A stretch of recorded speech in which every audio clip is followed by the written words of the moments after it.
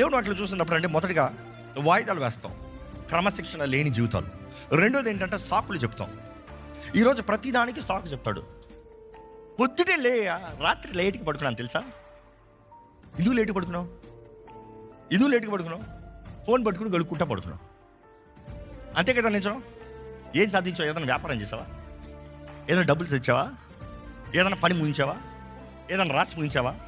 ఏదైనా చేయాల్సిన సాధించి ముగించావా? ఇది అలా చేసినా కూడా పొద్దుటిదే కదా. నిన్నటిది నువ్వు ఆలస్యమైంది కాబట్టి ఆలస్యంగా చేసావు. పొద్దుటే కదా. నిన్న లేట్ అయిందని ఈ రోజు కూడా మళ్ళీ అదే అడాప్ట్ చేసుకుంటావు. కొంతమంది చూడండి, కాలేజెస్లో చదివారు, ఈ పిల్లలు చూడండి స్కూల్లో చదివారు, ఎప్పుడు ముగించారంట. అంతా పైలప్ చేసుకుని అసైన్మెంట్ అప్పుడు వస్తారంట. ఇంకా సబ్మిట్ చేయాలనే డేట్కి అప్పుడు వచ్చి రాత్రి పగలు కష్టపడతారంట. అప్పుడు చేతులు ఇరిగిపోతున్నాయి. నాకు రాసి పెట్టవా? నాకు ఏదైనా బుర్రకెక్కుతుందా? ఎందుకు రాయమంటారు? ఎప్పుడప్పుడు నువ్వు నేర్చుకుంటానికి, తీరిగ్గా నేర్చుకుంటానికి, అన్నీ కలిపి ఒక రాత్రి రాయాలంటే ఎక్స్క్యూజెస్. ఈరోజు చాలామంది సాకులు. నాకు ఆ రోజు బాగాలేదు, జ్వరం వచ్చింది, నాకు ఈరోజు బాగాలేదు, ఇది వచ్చింది. అప్పుడు సుఖాన్ని కట్ చేయి, సుఖాన్ని అనుభవించే కారాలని కట్ చేయి, ఎక్స్ట్రా నిద్రని కట్ చేయి. ఈరోజు మనుషుడికి క్రమశిక్షణ లేదు, సాకులతో వెళ్ళిపోతున్నాడు. ఒకటి వాయిదాలు వేస్తాం, రెండోది సాకులు చెప్తాం.